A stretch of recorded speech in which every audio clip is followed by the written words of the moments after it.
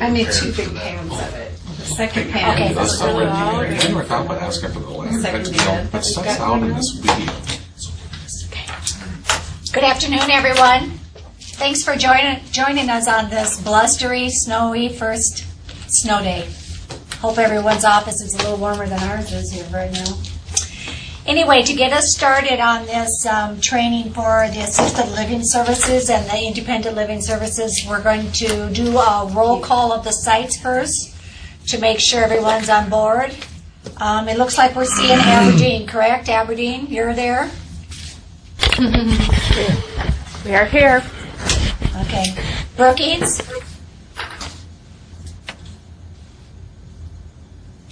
Is the Brookings site on?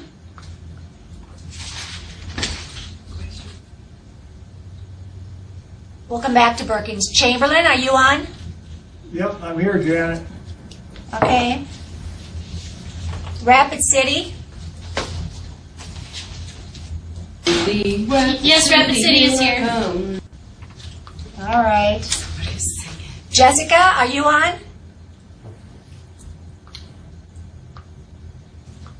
You mean Watertown? In Mitchell or Or what? Mitchell? No, is she? Yeah, she's in Mitchell.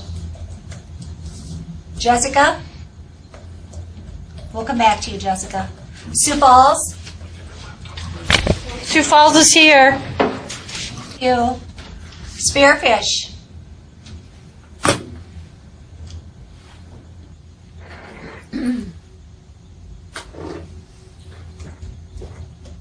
Spearfish?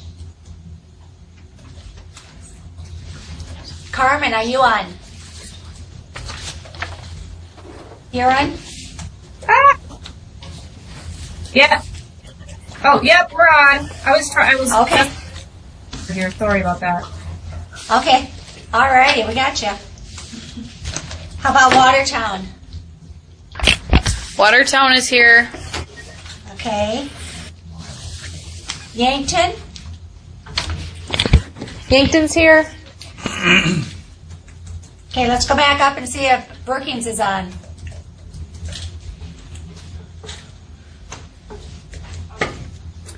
Brookings is here.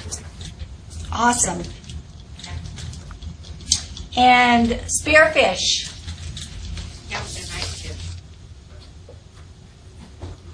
No volume.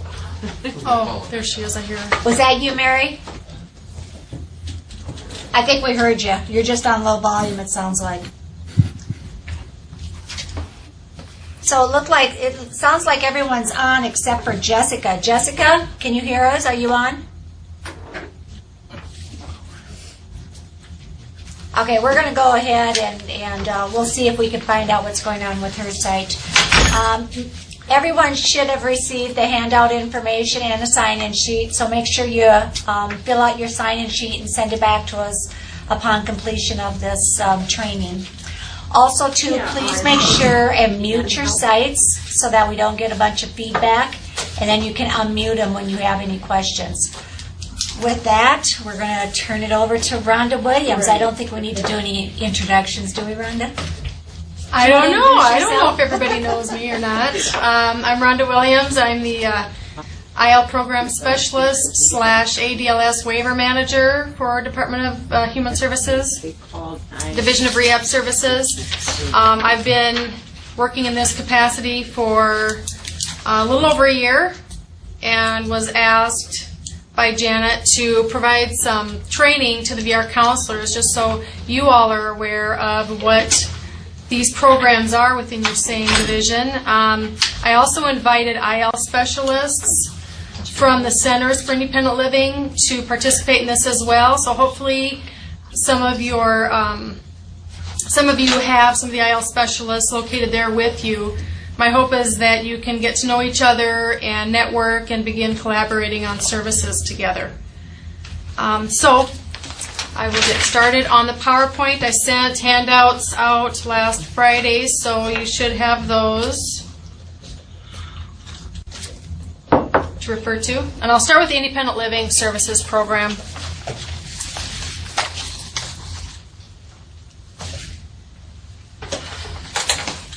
Independent living was authorized by Chapter 1 of Title 7 of the Rehab Act to promote a philosophy of independent living, including philosophy of self-control, peer support, self-help, self-determination, equal access, and individual system advocacy for people with disabilities. Purpose is also to maximize leadership, empowerment, independence, and productivity of individuals with significant disabilities, and to promote and maximize integration and full inclusion of individuals with significant disabilities into the mainstream of society. There's a variety of definitions and philosophies out there for independent living. We follow the Rehab Act definition of independent living and the services that are provided. Within the Rehab Act, services can be more short-term in duration depending on what services are provided to IL clients. But you probably wouldn't likely see people as active IL clients over a long extended period. Usually a case is opened, the services are provided to make them more independent in their home and community, and then their case is closed at that point. So the DRS role, we are the designated state unit. We're responsible for administration of the VR program. We provide fiscal oversight for the Part B funds that go to the 3 centers for independent living in South Dakota. And Part B funds come from the Rehab Service Administration, but they come to us first and then we disperse them to the centers. We also provide direct oversight of these funds and the related activities, and provide technical assistance to the centers as they request it. We also perform annual on-site reviews of the independent living centers to make sure that there's fiscal and programmatic accountability of those Part B funds. So in order to be eligible to receive assistance under Chapter 1 of Title 7 of the Act, each state establishes a statewide independent living council, otherwise known as a SILC, which meets the requirements of Section 705 of the Act. A SILC must be independent of the state agency, and members are appointed by the governor. This summer, President Obama signed the Workforce Innovation and Opportunity Act into law. The WIOA empowers the SILCs and the independent living centers more than it has ever before. They're able to conduct resource development and raise funds other than what they have for their federal allocation, which they weren't able to do that before. So the composition of the SILC has to have at least one Center for Independent Living director, a representative from the designated state unit, and any other state agencies that provide services to individuals with disabilities. These are non-voting members, but they still have a role in the SILC and provide a lot of knowledge about the different programs within state government. It also is comprised of individuals with disabilities, parents and guardians of individuals with disabilities, advocates, and representatives from private businesses and other organizations that provide services to individuals with disabilities. So the qualifications of the SILC, they must be comprised of members who provide statewide representation. So you do see members of the SILC come from all over the state.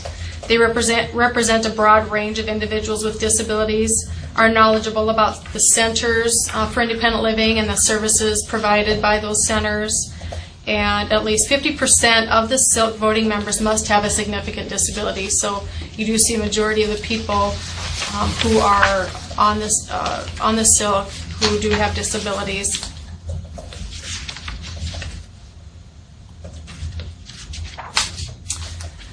So the duties of the SILC are to jointly develop and sign the state plan for independent living, what we call the SPIL, as required by Section 704 of the Act. They monitor, review, and evaluate implementation of the state plan. The state plan serves as a roadmap for state IL services, and it also provides guidance for almost anything that the centers do. It coordinates activities with the VR board and councils that address the needs of specific disability populations, and ensures that their meetings are open to the public and that advance notice is provided. So the overall goals of the IL programs and services are identified in the state plan for independent living. And the goals in South Dakota are to provide quality IL services, emphasizing the 4 core IL services to eligible individuals that will enable them to participate fully in community life. The 4 core services they're referring to are information and referral, independent living skills training, peer support, and advocacy services.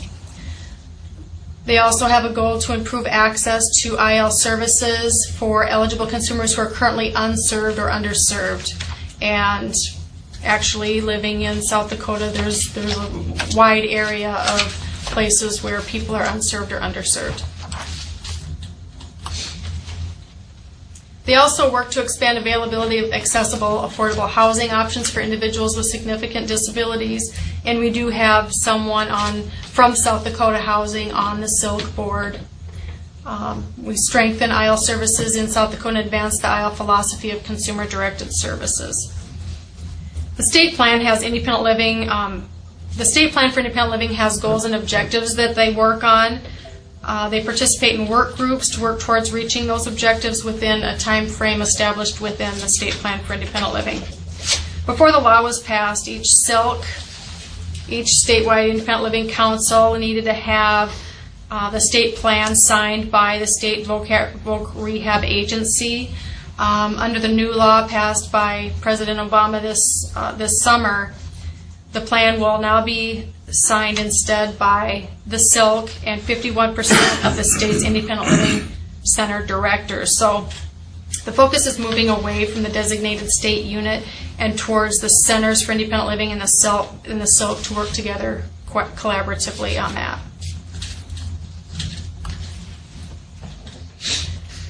Funding for the Centers for Independent Living, I mentioned that RSA provides an award of Part B funds that goes to the rehab services, who disperses it out to the centers for provision of IL services. A small percentage of those funds are used to fund administrative support for the SILC. And then Rehab Service Administration also awards a separate fund source called Part C funds.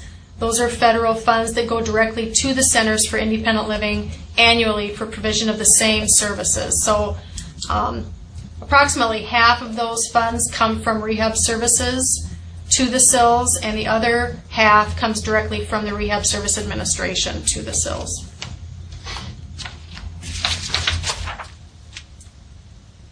We have 3 independent living centers around the state. I'm just going to mention them here. I've included contact information, the website, and the office, different offices they have in the communities that they cover.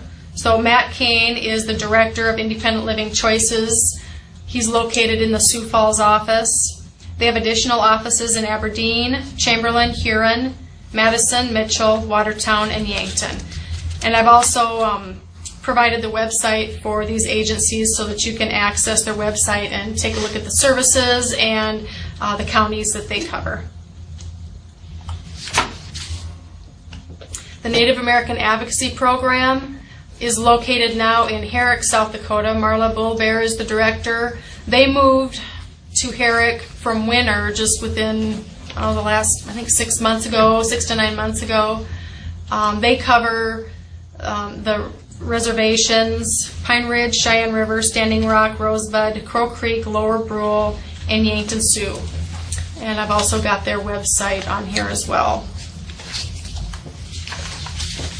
Western Resources for Independent Living used to be referred to as Western Resources for Disabled Independence. They changed their name within the last 9 months or so.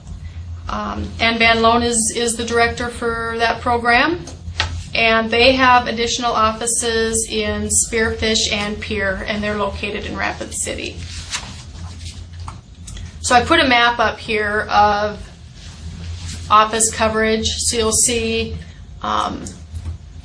the light blue is Western Resources for Independent Living. You can see they cover the western and central portions of South Dakota. Native American Advocacy Project or Program, you can see in red they cover the reservations. And there are two different colors over on the right side of the map, and that's because Independent Living Choices North, you can see that's in the purple, they actually took over for Opportunities for Independent Living a while back. They replaced that Independent Living Center, but as far as RSA is concerned, it's still a separate area. So Independent Living Choices North is what they referred to by RSA. And then you see in the dark blue section, that is Independent Living Choices that covers the southern, southeastern part of the state. Rhonda? Yep. Does the Native American Advocacy Programs cover non-natives on the in those red counties? Yes, they do. So, okay. Yeah.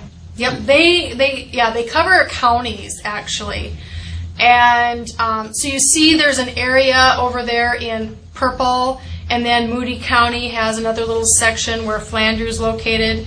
Sisseton-Wahpeton is that triangle up in the corner. And because that is so far away from the area that Native American Advocacy Program has been covering, it's been very difficult for them to cover that in the past. Independent Living Choices has agreed to cover that for them, and they've received some extra funds to cover that area for Native American Advocacy. Did that answer your question? I was just wondering if Native American Advocacy served white people. That's what I was asking. Yes, Okay. they do. Yes.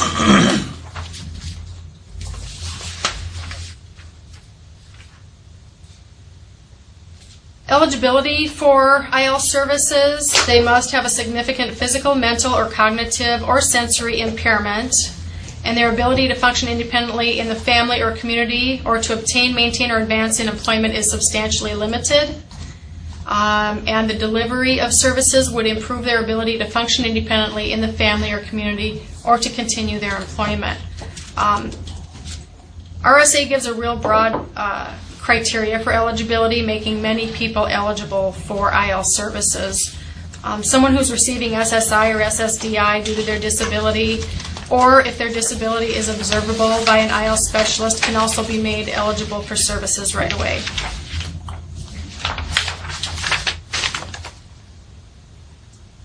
I briefly mentioned the core services before. RSA really wanted to focus on the four main core services, and that's why they call it that, because to them that is a high priority of services that are needed out there. First one is information and referral services. This can actually be provided to anyone in relation to their rights, resources, and responsibilities, provided to any individual, whether it's in a group, in person, or by phone, and they do not have to have a disability. This is the one and only IL service that can be provided to someone who does not have an open IL case with the Center for Independent Living. Independent Living Skills Training teaches independent living skills such as food prep, social skills, shopping, personal grooming, financial management. There's really a wide array of services or training that can be provided if they can justify that it's to improve their independent living.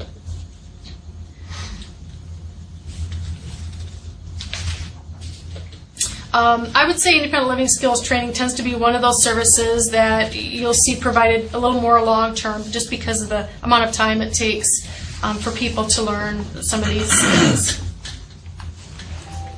Peer counseling services are provided either individually or within a group by people with a similar disability. They can meet one-on-one or with a group of peers to discuss issues related to their disability. And then individual and system advocacy is to assist an IL client on developing skills needed to advocate on their own behalf. It can include community awareness, assistance in accessing benefits and services which the client may be entitled to. Examples of that may be for someone to apply for disability benefits or to advocate for accessibility at home or in the workplace. And then Travel Corps, if an IL specialist is traveling to provide services to an IL client and they're providing one of those core services, they can get paid for their travel time. Other services, and we have a bigger variety of what other services are referred to. For example, children's services are for youth under the age of 14 that may be needed to supplement services offered by the school system so that they can learn and function independently. IL specialists can assist with housing and shelter so that they can secure housing or any adaptive housing services that are needed. Mobility training to assist in getting around in their home and community. Personal assistance services are services that can be provided to assist with personal bodily functions, communicative, household, or community participation. And preventive services are intended to prevent additional disabilities from occurring or prevent an increase in the severity of their existing disability. Prosthesis or orthotics is assistance to obtain through other sources adaptive devices or appliances to substitute for one or more parts of the human body. Many of these services can be referred out to other agencies due to IL limited funds, so many times you'll see the services is actually more of an information referral where the IL specialist will refer this out to another agency who may be able to provide that service. Recreational services are opportunities for involvement in leisure activities. Sometimes the participant may be involved in community activities that are competitive, active, or quiet in nature, just depending on what they desire and what they need. Transportation services are services to assist them in securing reliable, safe transportation. Youth transition services are for students who are transitioning into adulthood, promoting self-awareness, self-esteem, developing advocacy and self-empowerment skills, also used to explore career options and what opportunities they may have to transition from high school to post-school activities, adult services, etc. Communication services are services to train in communication equipment, our interpreter services, braille instruction, reading services. Those are just a few examples of that. We have technology services are to assist in use of technologies or engineering methodologies to address barriers in education, rehabilitation, transportation, recreation, employment or vocational services, what services are needed to achieve or maintain their employment, assistive technology, which is any device used to improve their functional capabilities or assist them in use of a device. In many cases, these, such as employment and vocational services, those will usually be referred out to another agency, such as voc rehab, as well as any potential assistive technology or rehab technology that may be needed if it relates to their employment activities. Home modifications and assistive devices, what we call HOMAD. These are devices and modifications that teach a client to function independently in their family, in their home or community. A variety of examples of that are to build ramps outside of their home where there once was stairs.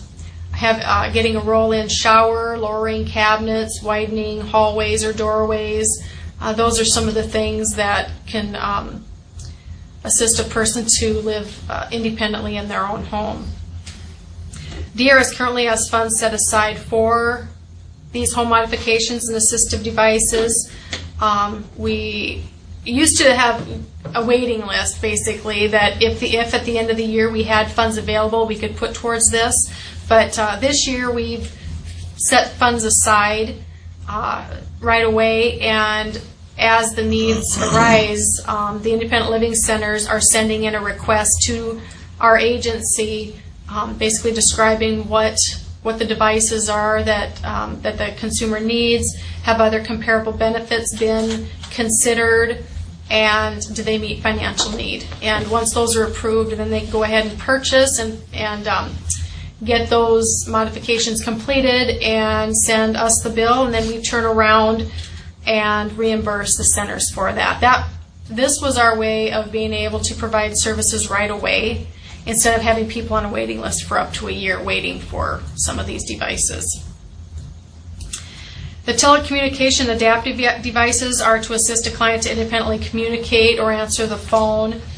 We've seen an increase in people living at home that have multiple disabilities, multiple needs with telecommunication devices. We've got newer programs that are available, and not everybody knows what those are. So we are working to provide some additional training focusing on that, and we'll have that coming out in the near future.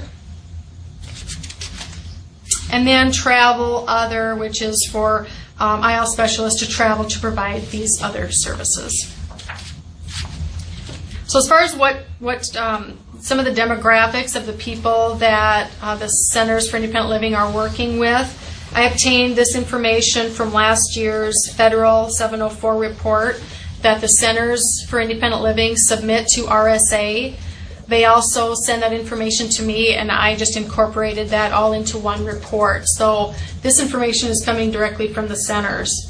And you can see a majority of these people have physical and cognitive disabilities, and then you can see from there multiple other disabilities, including mental, emotional, hearing, vision. So I'm sorry, Rhonda. Mm-hmm. The 945, that is, well, they're all. Let's see, I think that's cognitive. Oh. It It's looks what? like multiple to me. Multiple? Okay, that could be. Yeah. Yep. Okay. Yep. What's Some of the big these group? colors That's are- physical, right? A big group. Physical is green. That's the big. Big That's group. the main one. 1,459. What's the difference between those? Between what? Multiple and physical. A multiple could be A cognitive multiple as and- well. Right, they could Multiple have- physical disability, cognitive. Thank you. Right. Okay. The only one I couldn't really answer is what other means. I suppose. I don't really know what. That'd be a question for the independent living centers. Like I said, I pulled this from them, and it's acceptable to have other as a disability with the 704 report, but that leaves it open to interpretation too.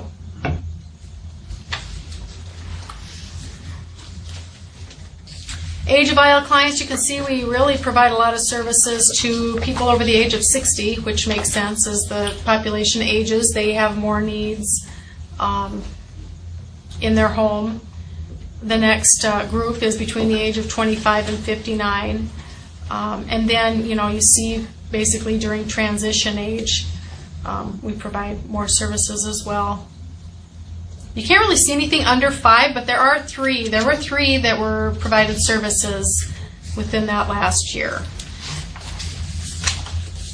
When they're, I'm sorry, I'm just asking That's all right. questions. I don't know. Yeah, no, questions Okay. anytime. All right. The under 5 years old, when would be a good time to, I suppose when they need one of those core services?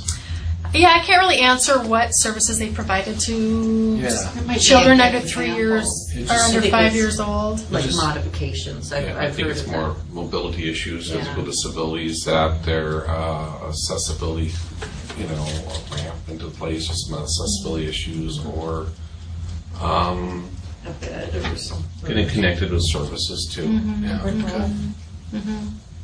Yep. You can see about 2/3 of the IL clients are female.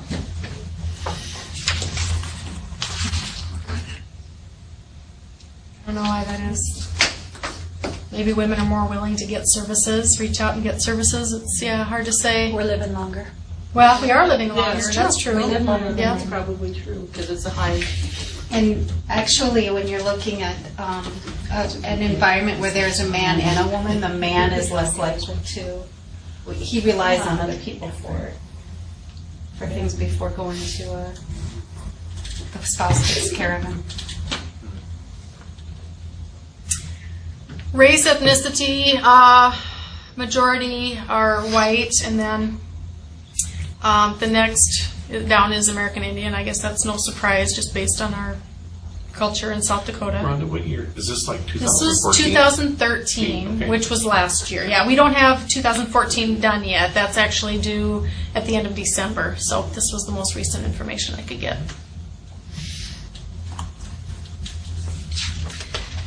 And then closure reasons. Majority of the cases were completed successfully. 53 people did die. 71 people were withdrawn, and 33 people moved. And there is a small percentage in there of other. I don't think it put an amount in there. I don't know what the number was. I want to talk a little bit about the reauthorization of the Rehab Act. Section 704 of the Rehab Act of 1973, as amended by the Workforce Innovation and Opportunity Act, was signed by President Obama on July 22nd, 2014. And what that did was move independent living, what once was a program within Department of Education Rehab Service Administration with authority over the independent living centers, has now become an administration through the U.S. Department of Health and Human Services Administration for Community Living. It's now in the same agency that houses grant programs that have similar goals, such as Money Follows the Person, which I work with Money Follows the Goals through the Assisted Daily Living Services program, Balancing Incentives, and Aging and Disability Resource Centers. The mission of the Administration for Community Living is to maximize the independence, well-being, and health of older adults, people with disabilities across their lifespan, and their families and caregivers.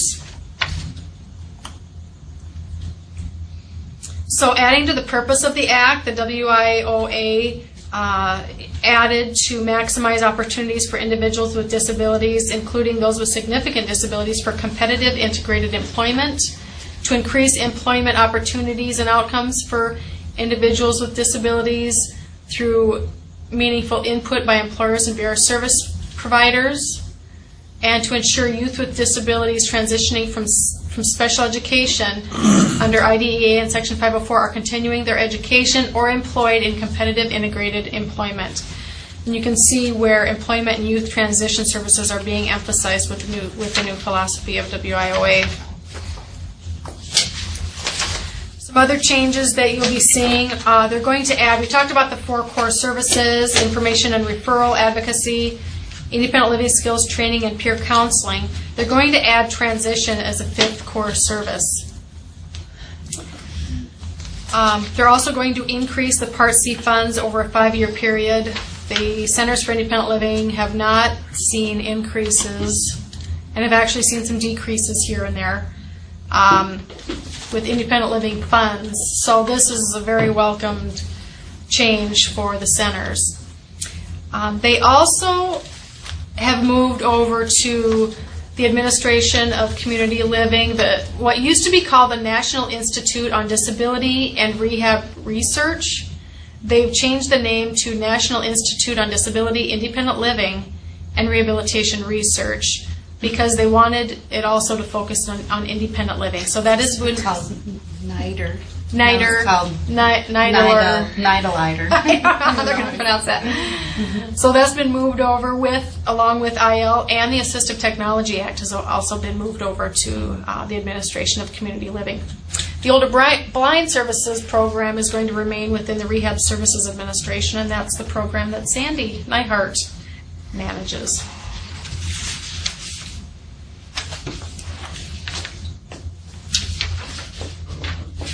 The other thing I want to mention, the Independent Living Administration is the only federal agency program mandated to take people out of institutions.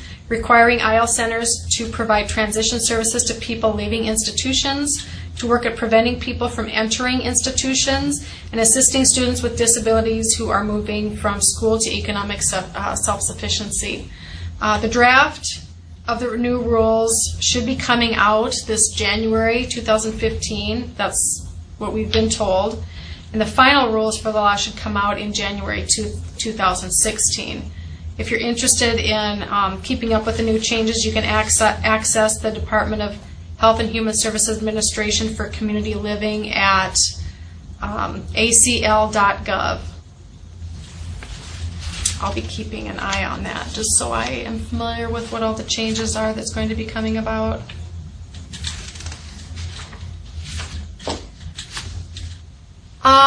I don't know if anybody has any questions. I'm sure open to them. Like I said, I wanted to invite other independent living specialists to VR counselor offices nearest them today. I don't know what the weather, if they were able to make it or not. But I'm hoping that with you all networking that you'll be able to learn services that each other's programs offers, make appropriate referrals, and also know what comparable benefits are available out there. With this new focus on employment and transition age youth, it's really important that we all work together. Anybody have any questions about the IL portion? Rhonda, it might be stating the obvious, but someone can can apply for vocational rehabilitation, be receiving VR services and get IL services at the same time. Yes, absolutely. That's why I think it's important to collaborate together. And both agencies are looking at comparable benefits. So what services are out there that that another agency can provide, and I guess I'm advocating on independent living for people who need some of those services. If it relates to their employment in any way, then I encourage them to work with their voc rehab counselor. I think what we defined in the past was if the person needs independent living services related to the VR case, VR can purchase those services from independent living center or other providers. So if the person has a job and needs to learn how to use the transportation system, that is a service we can purchase on there. But the person just needs to access accessible housing or things like that. It's probably maybe happen at the same time the VR case, because that's where the IL funds and services would pay for it there. So.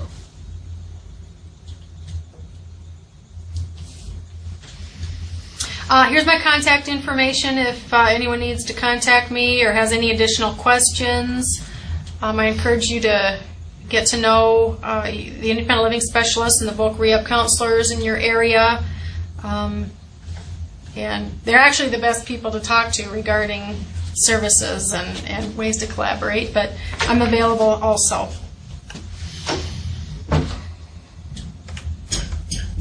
Okay, I'm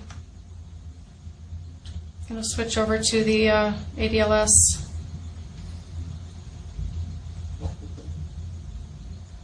I just X'd it out.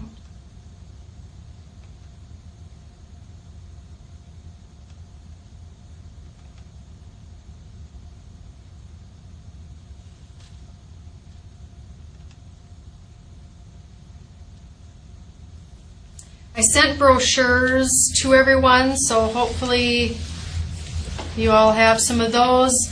I have a lot, so if you need more in your office, please let me know and I'll have Becky send more out.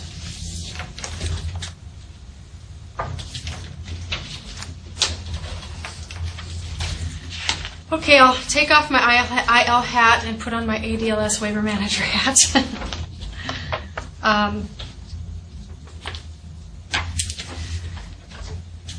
The ADLS waiver is Assisted Daily Living Services waiver. It's a physical disability waiver that allows people with significant physical disabilities to manage and self-direct their own services and live independently in their home, community, and workplace. 1915C of the Social Security Act permits the state to furnish an array of home and community-based services so that Medicaid beneficiaries can live in their community and avoid institutionalization. This is a waiver of nursing facility level of care waiver, and what that means is that if this person did not receive services in their own home, then likely they would need to be in a nursing facility to get those services. A little bit about the history of ADLS.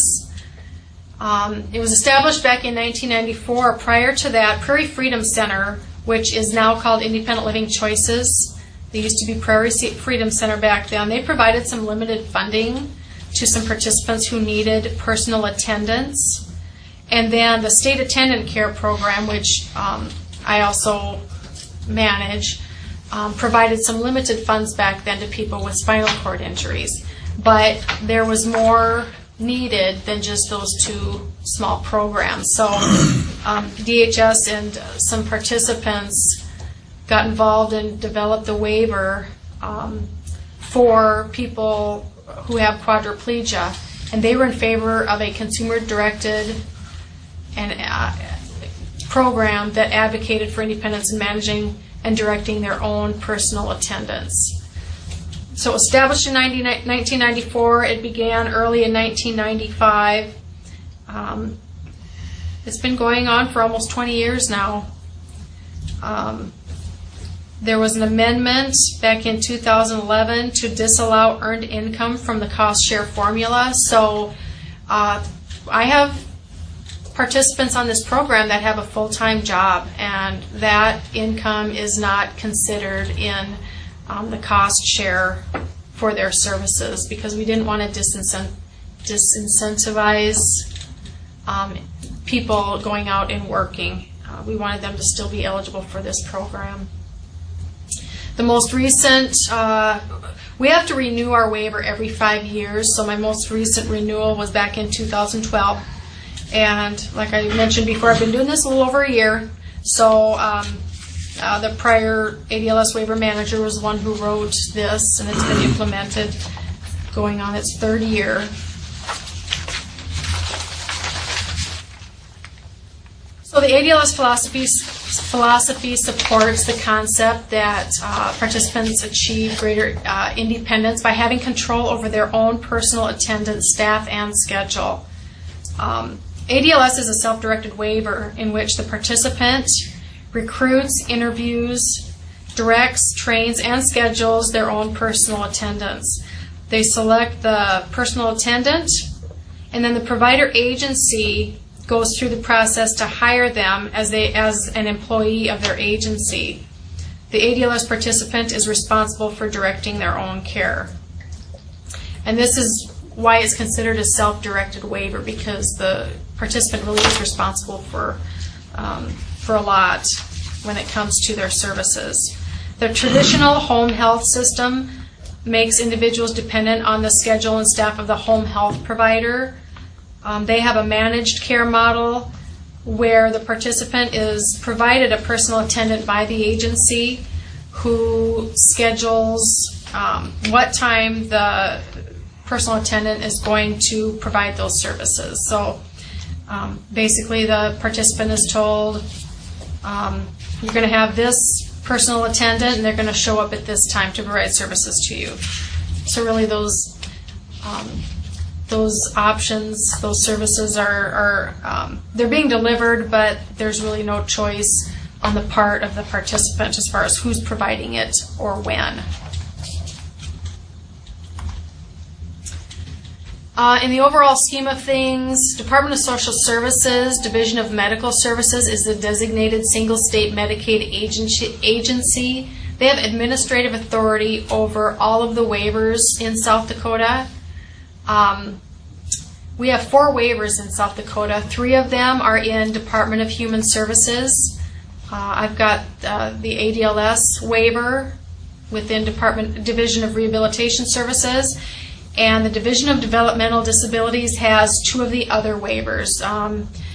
You're probably familiar with the Choices waiver, where they provide residential services to people with developmental disabilities. Their providers are the community support providers around the state. We have 19 of those. And then the Family Support 360 waiver, which is for youth, for younger individuals who are living in their own home, to remain in their own home and in their own community. And then we also have one other waiver through Adult Services and Aging. It's the Adult Services and Aging waiver, which also provides services to people with disabilities, age 18 or over, or people over the age of 65.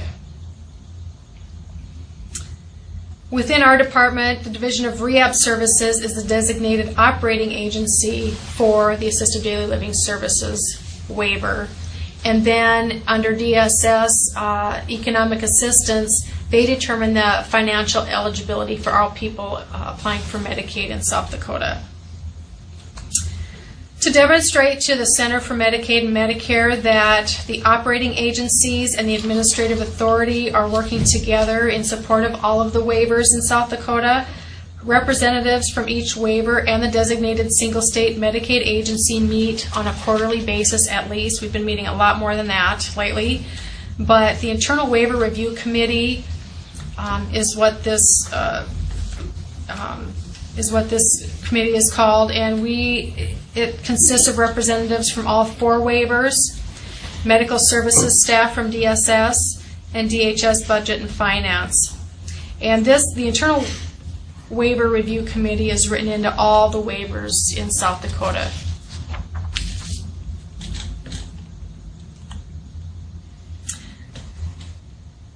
So to be eligible for the ADLS waiver, we have Administrative Rules of South Dakota that outline what the eligibility criteria are. They must have quadriplegia as defined by substantial functional limitation in all 4 extremities. The applicant must be 18 years of age or older. The disability is likely to continue indefinitely, and they must be medically stable. They must meet nursing facility level of care, and that is something that I would determine based on the assessment process. They must be able to manage and self-direct their own services, and they must be eligible for SSI and Medicaid because this is a Medicaid waiver. So the services that are provided, the main service that is provided under this waiver is personal attendance services, and these are provided to participants so that they can remain in their own home instead of having to get those services in a nursing home. The participant is responsible for hiring, training, for supervision and discipline if needed, and they can also choose to terminate their staff if needed. Friends and family can become a paid personal attendant if they meet the hiring requirements of the provider. That's one of the benefits to this program. Personal attendant services are limited to 42 hours per week.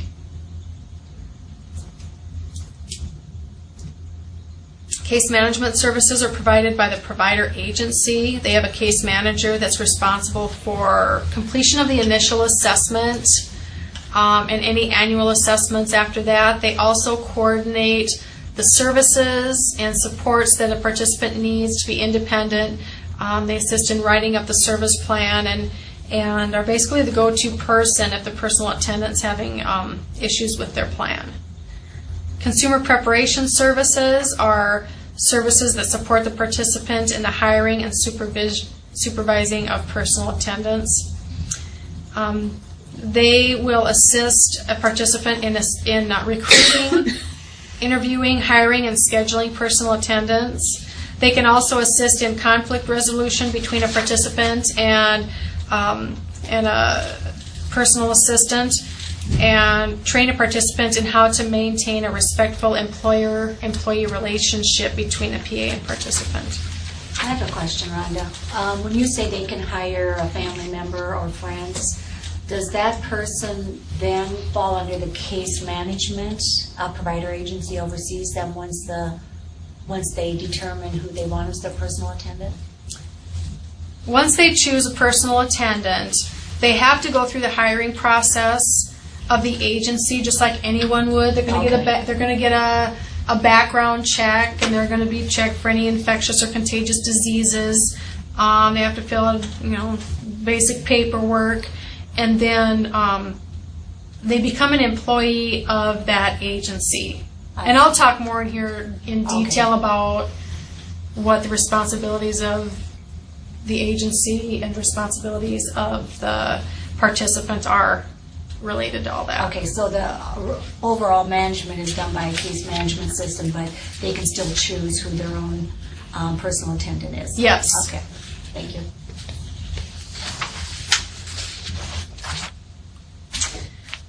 The other services that are offered are skilled nursing services, and this has to be, that's something that's determined by the participant's physician. If they've got wound care or some things that really need the attention of a nurse, that can be a service that's covered for a nurse to come into their home and provide that service if it's more than something that a personal attendant can do. Emergency response service, this is a monthly subscription charge for a participant to have a telephone service that allows them, like Lifeline, to push a pendant if in a case of an emergency they need to contact someone immediately. They have that option as well. We pay up to $45 per month for that monitoring service.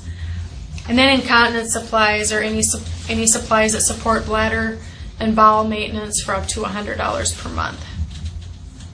We have a lot of people utilizing that.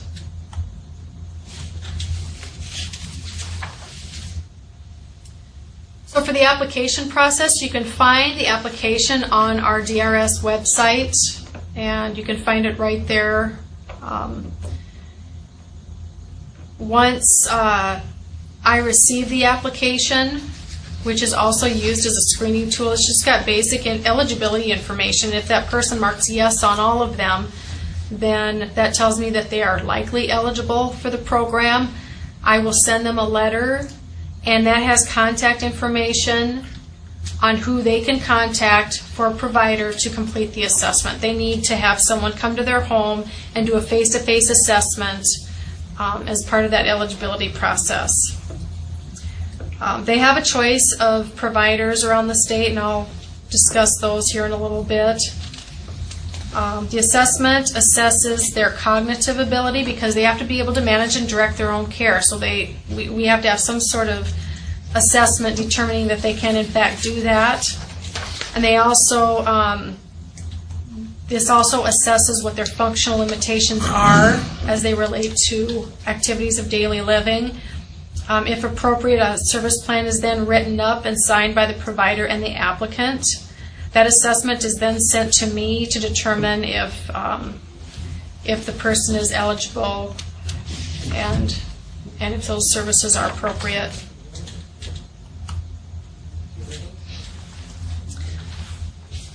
You heard me mention level of care a little while ago. That is the impartial objective determination based on information provided by the case manager. It's an assessment which determines if they meet the administrative rule requirements for eligibility. They must be reevaluated annually, and that's what the case manager does when they reevaluate. They go out at least every year, at least once a year, to go out and determine if this person still meets the criteria for eligibility. The medical review team here at DHS then determines if the individual meets the nursing facility level of care. The medical review team is comprised of someone who is a certified rehab counselor, which is me, and the rehab engineer within DHS, which is Steve Stewart. So we review all of these to determine if they meet level of care, and we do it on an annual basis for each person. A personal attendant service plan is then developed in collaboration with the participant. So it's done with the case manager and the participant together, signed by both of them. And that's the plan that would be followed for the year, unless changes are needed. Then the case manager would go in and, in agreement with the participant, decide what changes need to be made. According to the waiver, at least one service must be provided every month in order to still remain eligible for the program.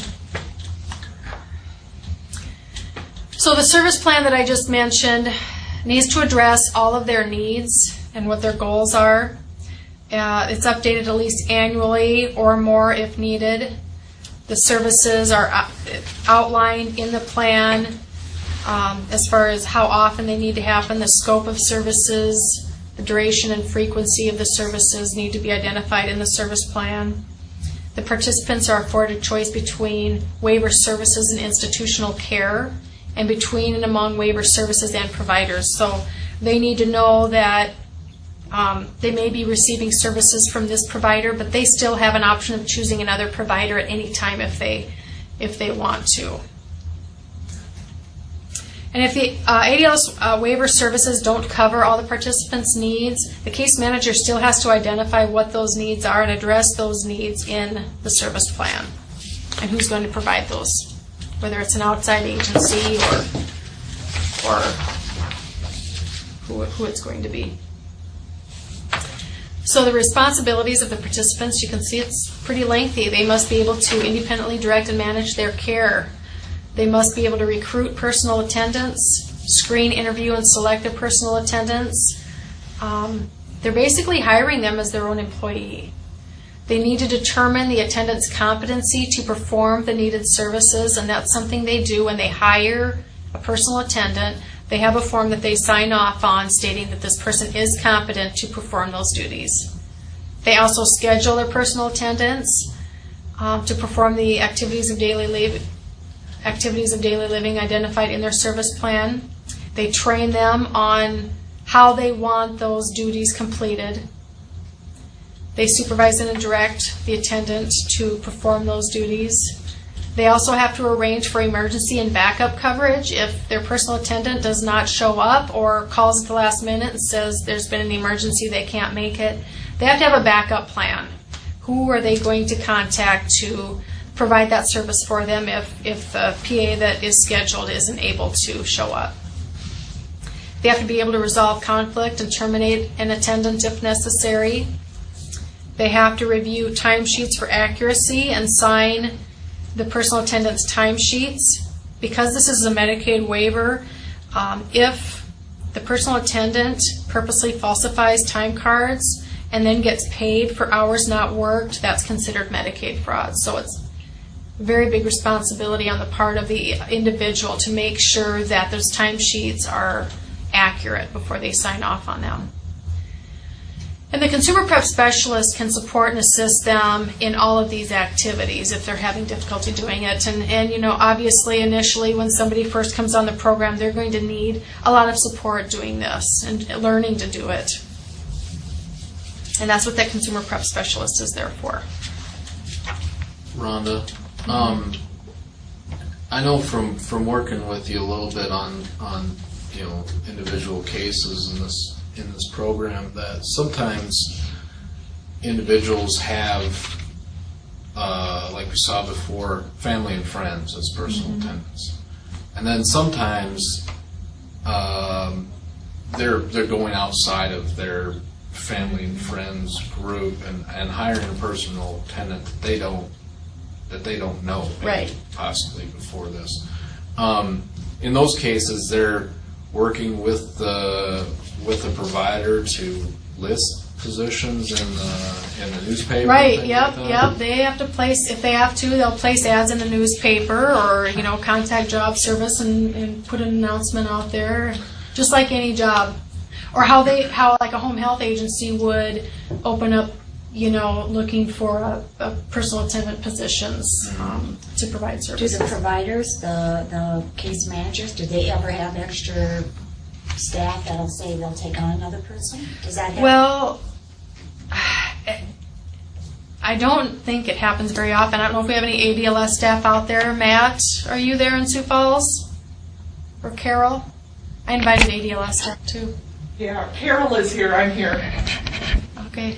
Carol, maybe you can answer that question. Yes, we do have some staff that are interested, and we're always asking them if they're interested in taking on any new additional people that they'd like to work with. And some choose to do that and some don't. So, does that answer the question? I I think there's a Carol. How is it? Is it easy? How are you doing with recruitment when it comes to listing positions in a newspaper, for instance? Do you get? Are you able to drum up some interest? Do you get a good pool to interview from that group? To be honest with you, it ebbs and flows. Sometimes we can get a good response from an ad or from the career centers or from flyers that we post, and sometimes we don't. It's a guessing game every time we do it, to be honest with you. But we're always looking for attendance. Mm-hmm. Well, Rhonda pointed out before that hopefully there's some there really is a good opportunity for networking here. Maybe there's an opportunity after we're done with the call today to work out something with the offices that you're looking for staff from, and just in addition to putting ads in the paper, you can alert somebody from our offices that there's openings out there for the ADLS program. It might be a good recruitment tool. I know some participants have gone to some of the colleges, the nursing colleges, looking for PAs, and have found some luck there. Well, yeah, other colleges as well, even ones that don't have nursing programs. Many times there are students that are interested in a part-time job and have some hours available to work, to do this type of work. So, yeah, we're looking at a lot of different places and trying to drum up people. Just one person, one good attendant can make a world of difference for a participant. So. Okay, thank you, Carol.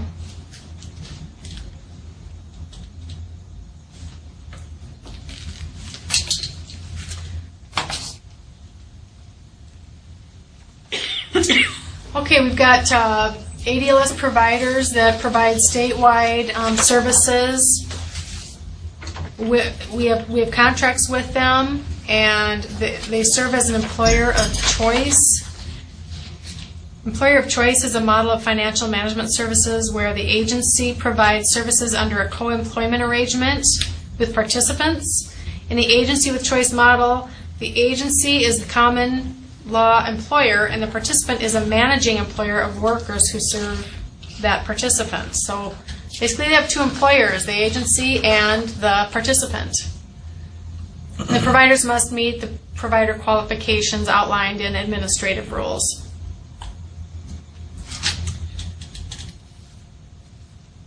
So the provider responsibilities here with the ADLS waiver are that they must have experience delivering services to individuals with disabilities, preferably quadriplegia. They must have a contract with Department of Human Services. They must be a Medicaid provider and have an agreement with Department of Social Services. They must have a process for gathering consumer input, because it's important to know, consumer satisfaction, and if there's an issue, how can they reconcile that. They must have services available, including the personal attendant services, case management, consumer prep, and the skilled nursing and incontinence supplies. They must ensure that choice of providers is offered to the participants, and they must have a grievance procedure in place. If a ADLS participant is having some issues and they have a complaint, then they need to have some sort of process to where they can air their grievances with the provider. So we have 3 providers across the state. Independent Living Choices, Matt Kane is the director. Carol Rockwell is the case manager there. Their main office is in Sioux Falls, and they do offer statewide services. Home Care Services of South Dakota is the next provider. Their main office is here in Pierre. Stephen Novotny is the director, and they also offer statewide services. And then Preferred Home Health, their main office is in Buffalo, South Dakota, and Deb Brown is the director, and they provide services West River.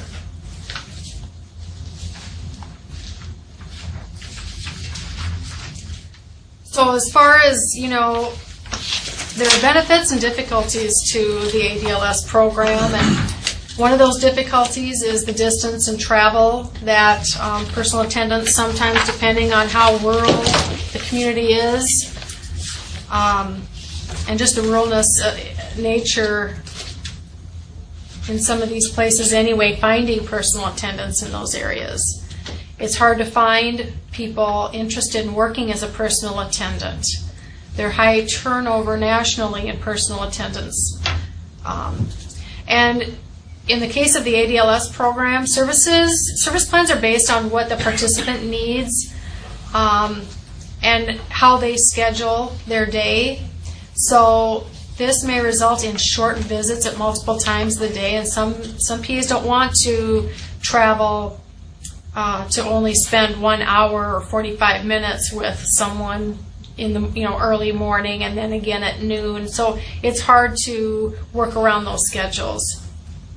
And then PA positions are most often part-time with limited benefits and health insurance. But some of the advantages of the ADLS program is that it allows family members to be personal attendants if they meet the hiring criteria. So we're not going to just allow anyone to be hired as a personal attendant. They have to be responsible to actually follow through and perform those duties.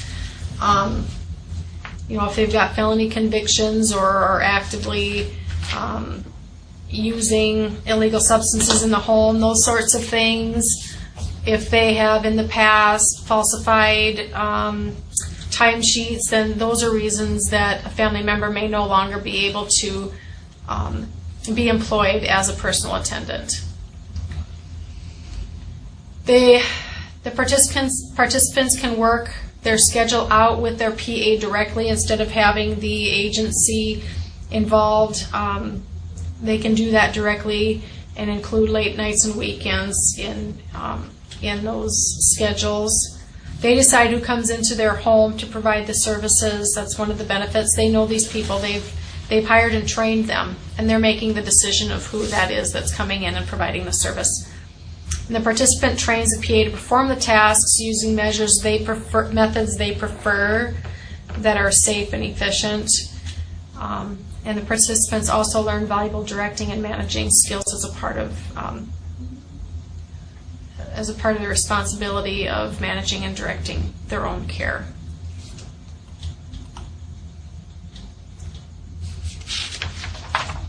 I have about 100 participants on the ADLS waiver right now. We want to see more participants receiving services. I know there's more out there that could benefit from it.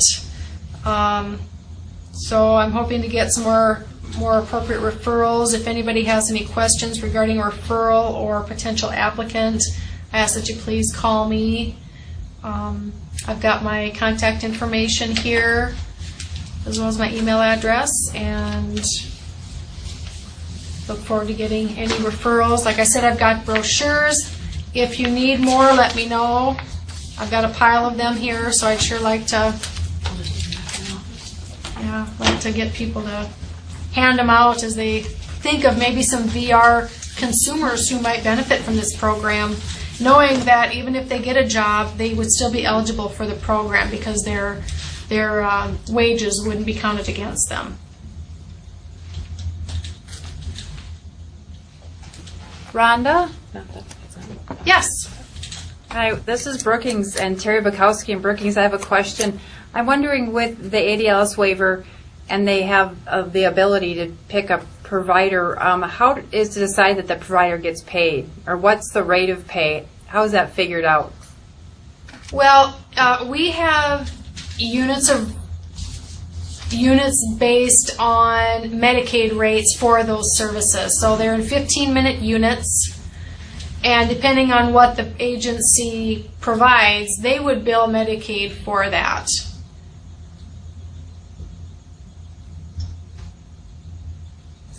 And then as far as the personal attendant services, the PA completes a timesheet and the agency pays them, but then turns around and bills Medicaid that unit rate for the personal attendant services. Rhonda, I noticed in the hourly limit, PA services are limited to 42 hours a week? Yes, it's an average of 6 hours per day. Oh, okay. Yep. We don't provide 24-hour care. Right. So it really varies on the person's needs. Too. Yes. Yeah. Right.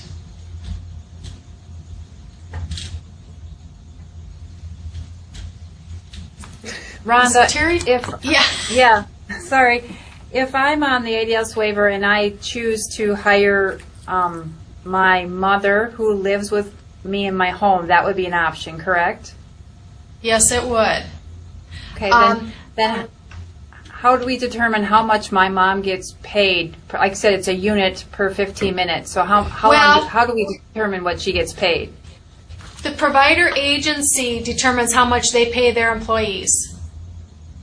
And one thing I want to clarify when it comes to the personal attendant services, there are homemaker services included in that, like laundry, house cleaning, that sort of thing, shopping.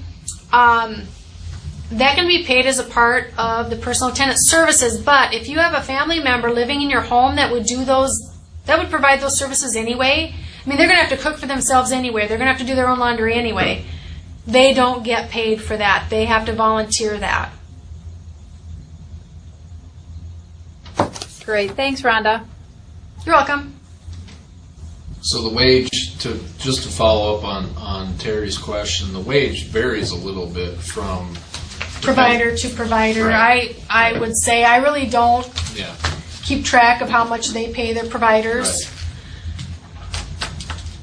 Or the PAs, the personal attendants. Obviously, they have to be paid at least minimum wage, and I know some of them are paying more just because it's difficult to find personal attendants sometimes to hire. So it varies. But I guess that's a question to ask the provider when a person is making those decisions. They have a choice of providers.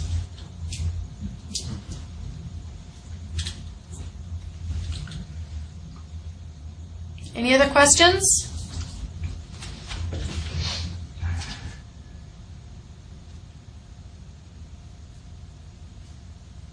Okay. Well, thank you everyone for coming. It's great to see. Yeah. We were wondering here in Brookings how many folks are accessing the ADLS waiver. I've got about 100 participants right now, and we want more. If there's individuals like in nursing homes right now that maybe with services under a waiver like this could live independently in their in the community, right?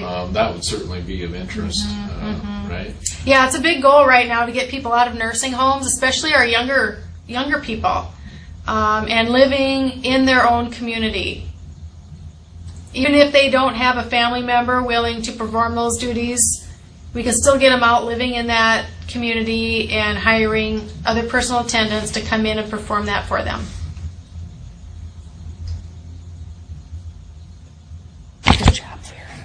This is Joe from Yankton.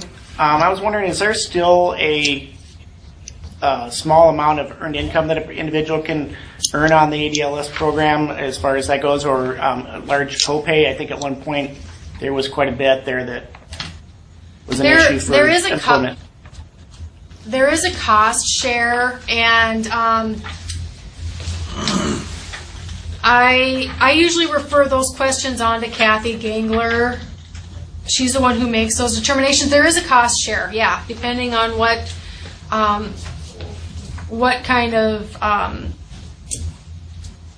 resources you have. But from my understanding, your wages from your job won't make you ineligible for the program.